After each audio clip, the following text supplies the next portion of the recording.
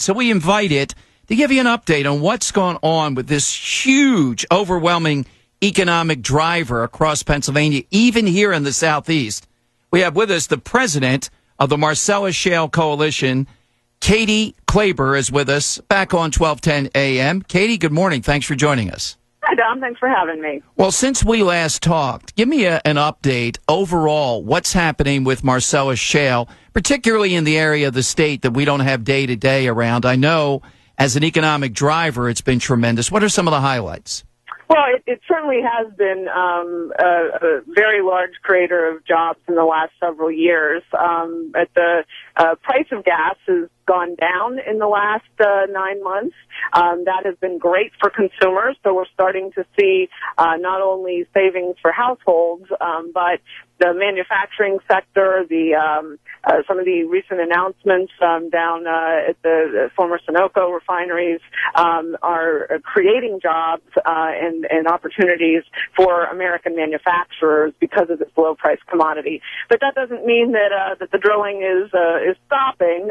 It's certainly slowing with the effects of price in the short term, and but we're also seeing continued job growth and companies expanding in the pipeline part of the business, so getting that gas and the liquid products to market, to those opportunities to use this clean burning fuel and to make sure that the U.S. goes even closer to the energy security that is important to all of us. And that's what Corbett has talked about. And, after the initial pushback of some around Marcellus Shale, it seems as if with the track record, which is good, that a lot of people have come on board, both in the legislature and other parts of the state. And here in the Southeast, you mentioned Sunoco and what's to come. More and more people are becoming aware that Pennsylvania, Corbett said it, Katie, on Friday with the Tom Corbett Show with me, we could be the energy capital of the country.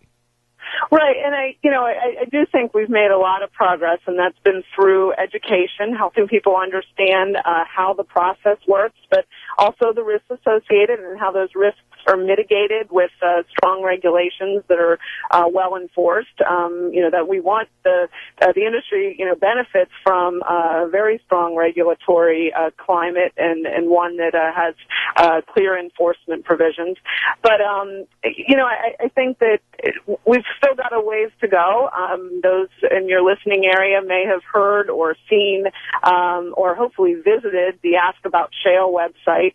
What we're trying to do as an industry is be good listeners, not just assume that everybody, is up to speed on, all the various aspects. It's a very fast-moving industry, so new opportunities, new innovations, new issues are coming up all the time, and it's in everybody's best interest, very importantly in southeastern Pennsylvania, to realize that this is pretty close to you in terms of its kind of global impact and certainly a national impact of having this kind of fuel available that we didn't know was going to be available to us even several years ago. Well, right here in Montgomery and Bucks County, I know they've been put on hold for now, but there are finds, Bucks County particularly, of natural gas. So Pennsylvania is rich in this. Now, the website is askaboutshale.org. When people go there, they can take a survey, but they also can give their opinion. They can offer their questions. It's kind of a listening tour for the next phase of this. Absolutely. And so, there's both a long questionnaire for those who want to spend a little more time sharing what their thoughts are, but there's also just a very simple place to ask the question or questions that you have. We're taking all of that information, really putting it into a very comprehensive summary, and that's the roadmap for responding to those questions. And it's got to be fact-based. It can't just be what industry thinks. It has to be what a broad group of experts who are working in this area, have found to be true. And that's what we've committed to to answering for as long as it takes, whether it's months or years. This is a very long-term opportunity for all of Pennsylvania, the Northeast, and really the country. And so we think it's important to be open, transparent, to listen.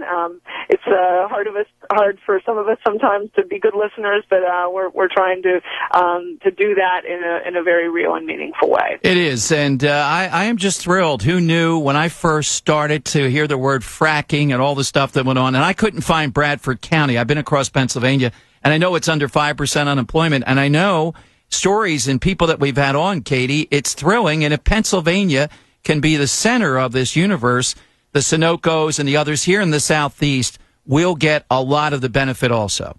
Yeah, and the air quality benefit. When I lived the beginning of my career in Philadelphia, and we would swap out boilers of companies in order to burn natural gas instead of other fuels in order to meet the air quality standards. So it's not just for home heating. It's not just for electricity generation. Although the electricity generation uses of natural gas has increased tremendously in recent months.